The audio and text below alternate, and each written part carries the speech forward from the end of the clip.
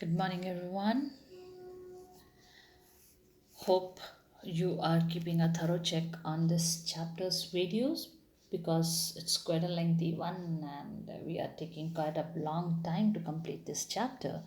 And before I continue with the rest of the part, let's just have a quick recall, a very fast one in which we have this chapter we people have seen that Evans, the James Roderick Evans, he goes for an German O level examination, and basically the entire prison and the prison officers plus governor, they all were very much cautiously doing their security measures regarding this examination because they never wanted to give Ivan a chance, any chance to escape on the basis of this examination. Invigilator was arranged from outside. He was Reverend McCleary, and then he came for the invigilation purpose. Examination was conducted, and everything was going on smoothly. And McCleary, after the examination, moved out of the prison. And then when the prison officer came back, he found that inside the cell there was one injured McCleary, which meant that Ivan, in the disguise of McCleary, had gone out of the jail and left behind the real injured McCleary. And then we have seen a lot of drama over there in which McCleary had shown his level best, or he had tried to convince and tell a governor that he knows where Ivan has gone, somewhere to the Elsfield way, from there the Headington roundabout, and from there to the Newbury. And for all those things, the correction slip which was there at the end last of between the two pages of the question paper was a medium. So the governor understood that the escape plan had been made out somewhere in the board office, and not only there but also it was like he understood that a lot of things have been planned out, like inside Yvonne got something to hit the McCleary, etc., etc., and then a lot of commotion was there in the prison.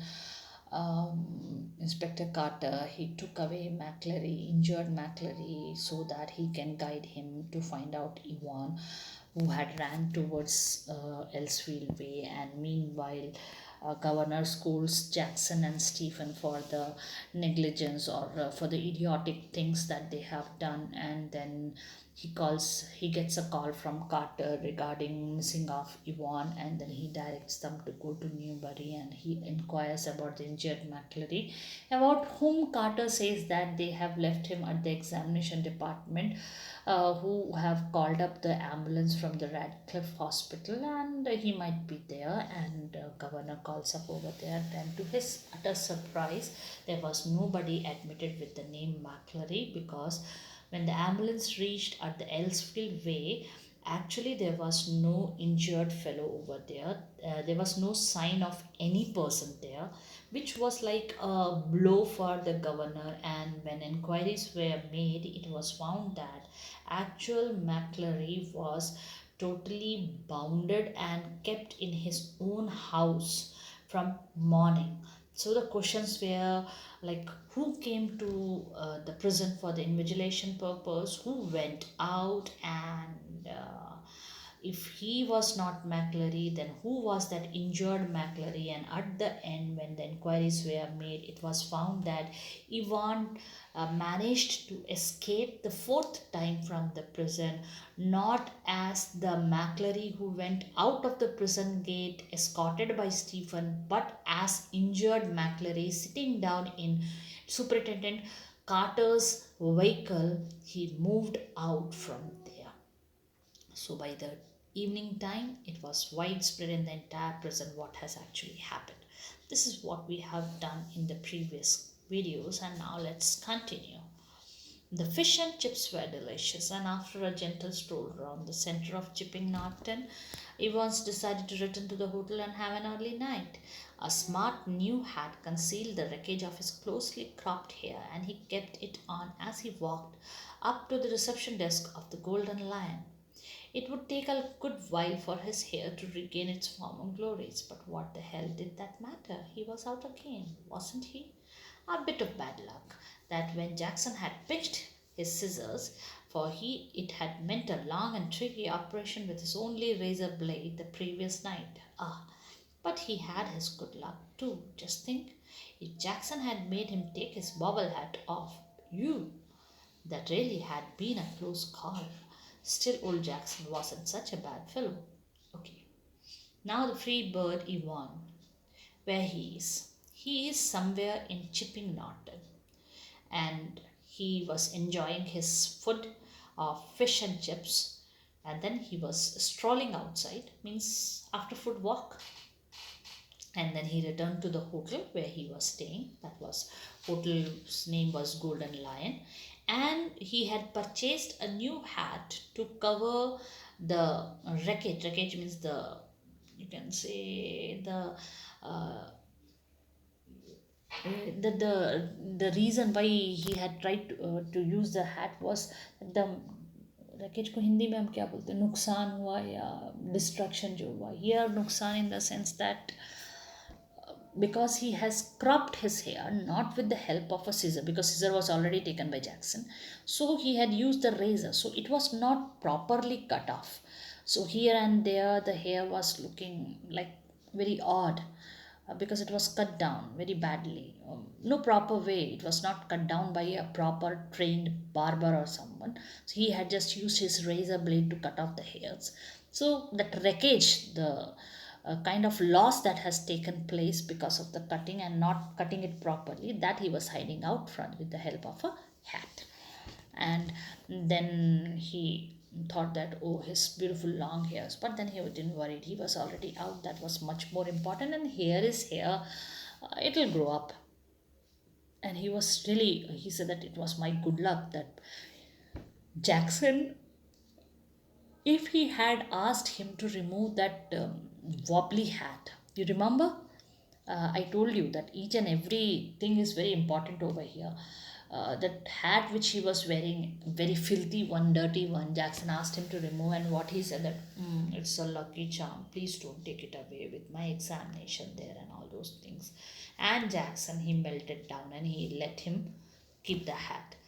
Actually, the long hairs which was there in the mind of Jackson that Ivan was having, that was already cut down the previous night itself. And because he was wearing on the bobble hat, nobody knew that Ivan has cut his hair. He had cut his hair the previous night and now it was all short and cropped. Then one of the worst things, funny really, had been the beard. It's always been, he had always been allergic to sticking plaster, and even now his chin was irritatingly sore and red. Like how in the movies and dramas and all, people they do now, that sticking plaster is used for putting the beard and the mustache and all. So this great Evans is allergic to that plaster paste, plaster, sticking plasters. And now also when the beard is been taken out, that skin was sore and red in color.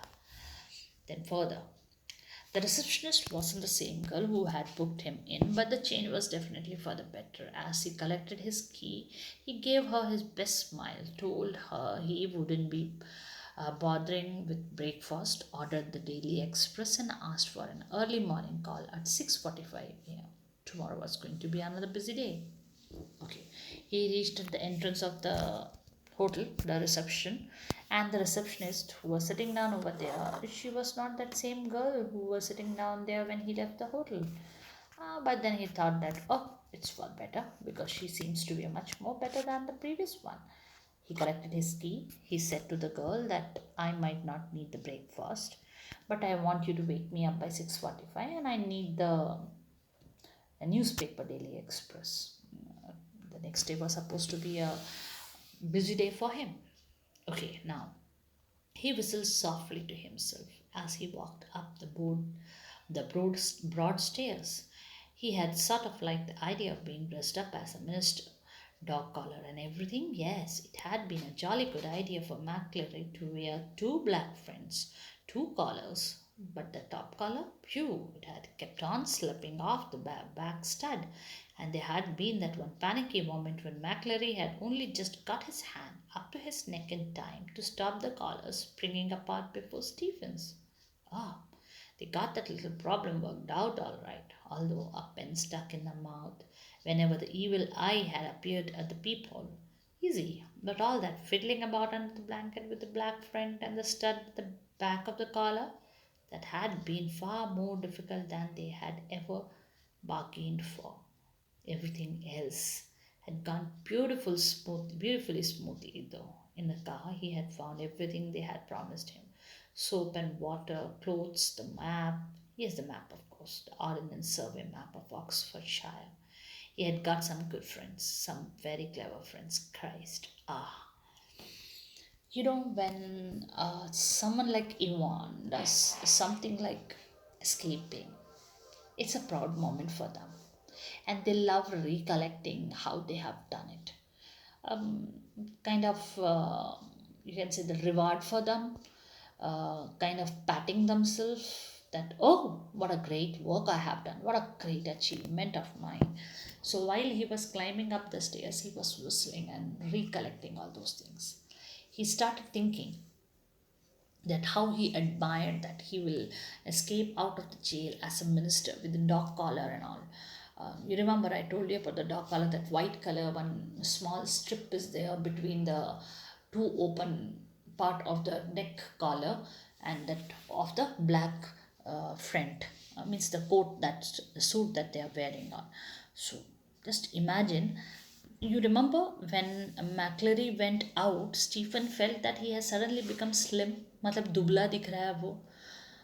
Actually, the McCleary was wearing two black fronts. Means ऊपर वाला जो है वो दो पहना हुआ था उन्होंने. Then two collars and one above the other. So what happened? The top one always used to keep on coming out. At one particular moment, it was about to fall out. But you remember, inside the cell, our McCleary, he was sitting in an askew position, means a side profile, and his index finger was inside the collar, like as if though scratching. Actually, he was not scratching his neck. He was holding that dog collar with that finger, index finger. And then, how to distract Stephen from seeing what they were doing inside?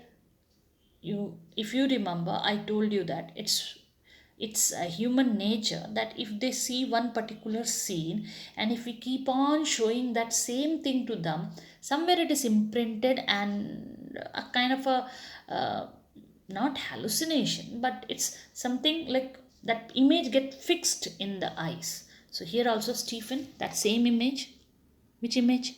Yeah, the pen between the teeth, thinking deeply, engrossed, like as if though waiting for answer to fall from top. Yeah, that one. And you remember he asked for that blanket, saying that it's very chill over there. Under the blanket, he was doing the rest of the things. Though he thought that it will be easy, but it was really very difficult to put on the black friend, then the collar, all those things under the blanket, really very hard. But he had done it. That's why he was out. Not only that, after getting into the car, he was happy that all the things that he had asked for, soap, water, clothes, then the place Oxfordshire's map, survey map, means which tells about the entire city position, and he this all thing could be done because of what? Because of only one reason, that is he was having a very good collection of friends, of very good friends he had. He unlocked his bedroom door and closed it quietly behind him, and then stood frozen to the spot, like a man who had just caught a glimpse of the Gorgon. Sitting on the narrow bed was the very last man in the world that he once had expected or wanted to see. It's not worth trying anything, said the governor quietly, as Ivan's eye darted desperately around the room. I've got men all around the place. Well, there were only two, really. But Evans didn't know that. He let the words sink in. Women too. Did you think the blonde girl in the reception was rather sweet? Evans was visibly shaken. He sat down slowly in the only chair the small room could offer and held his head between his hands. For several minutes there was utter silence. Now, happily he came up. He unlocked his room. And then, like how it happens now when you open the lock of the room, and then if you want to close the door again, you will just get inside, and without paying much attention inside, you will just close the door, and you'll bolt it up or you will lock it up again. And he also did the same thing, and then as he turned, he was frozen. Means he turned stiff, because on the bed was sitting down that person whom he least expected over there, whom he thought to be the last person who could ever come over there. And you know who it was? It was the governor.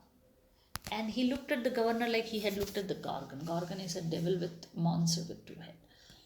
And it was something of a shock. And the governor, he said, don't try anything you want, because you are all surrounded by my people. Actually, he never came with much people. He came with only two police people. But Ivan don't know na that. So he is just trying to threaten him, make him frightened. And he also said that, see, that woman who was sitting down over there on the reception, she is also with us.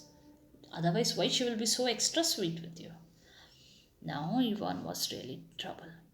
And he sat down on the chair which was there, only chair which was there in that room. And he held his head between his hands. For a few moments, there was total silence. Nobody spoke. Now, this is the scene when Yvonne entered the room. Finally, he spoke. It was that bloody correction slip, I suppose. Well, the governor failed to mask the deep satisfaction in his voice. There are a few people who knew a little German.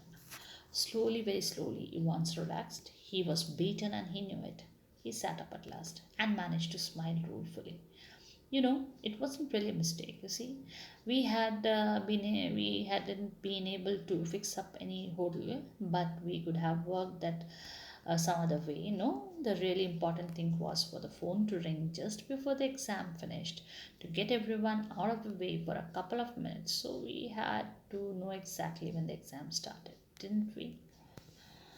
Now Ivan started thinking, how could it be that the governor is here? And then he suddenly said, oh, that correction slip in German language, that is what I think led you to me.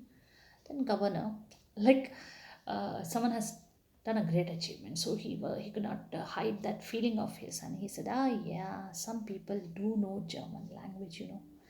And then Ivan, by this time, he was little relaxed and he started uh, talking, because he knew that I'm caught, so caught.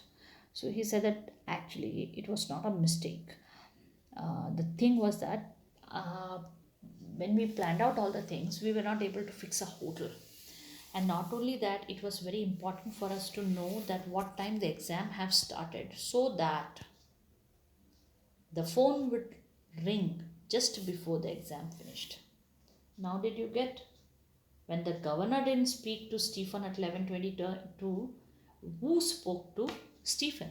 It was somebody else. And for that 11:22 call, it was necessary to know when the exam is starting, so that just before the exam finishing, the call will come for the person.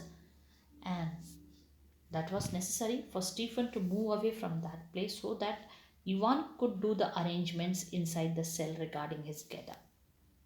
So that was the only way, the correction slip, in which way they can come to know what time exactly the exam started. And like a fool, I presented you with that little piece of information on a plate. Well, somebody did. So you see, sir, that correction slip killed two little birds with a single stone, didn't it? The name of the hotel for me and the exact time the scum started for.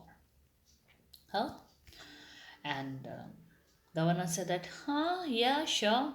And I like a fool. Hindi में हम बोलते हैं ना, मैं एक बेवकूफ़ की तरह सब चीज़ें तुमको थाली में परोस के दे दिया. That's what I have done. And then Ivan said that, yeah, somebody did. You see, the correction slip was like killing two little birds with a single stone. एक पत्थर से दो चिड़िया मारना. That means that एक पंथ दो काज, we people say ना. And then the reason was, I was informed about the hotel, and also they came to know about the exact time the exam had started. The governor nodded. It's a pretty common word. Good job is a pretty common, sir. Or I would never have known where to come to. Would I? Nice name though, Zum Golden and Lowen. How did you know which golden lion it was? There's hundreds of them. Now, when the governor said that, oh, really? Quite a clever work. Then he said that it was necessary to be clever because if I had not got the correction slip and the hotel name, what I know where I was supposed to go after I escape. Remember that correction slip, Golden and Loven. Yeah, it's not Zum Golden and Loven, it's Zum Goldeny Loven, all those things. Yeah, that is what Loven means, golden lion actually. And then Yuan said to him, okay, you came to know through that golden lion, but then how come you came to know that it is this golden lion? To that governor said, same as you, Yuan's. Index number 313, center number 271, remember, 6 figures.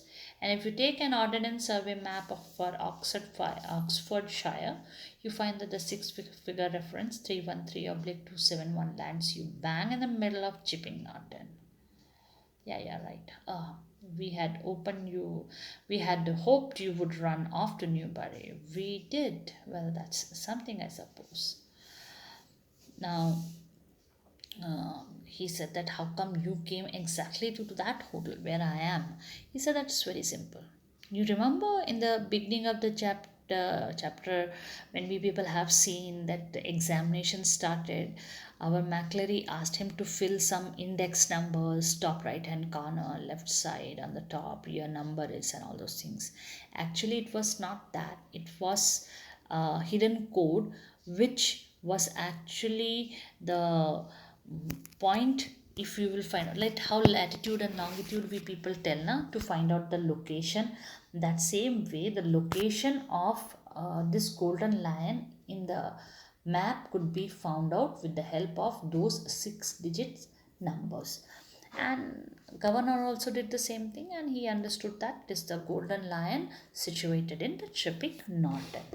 So I'll give a hold over here and we'll continue with the rest of the part, and most probably we'll end it up in the next video. Till then, goodbye and take care.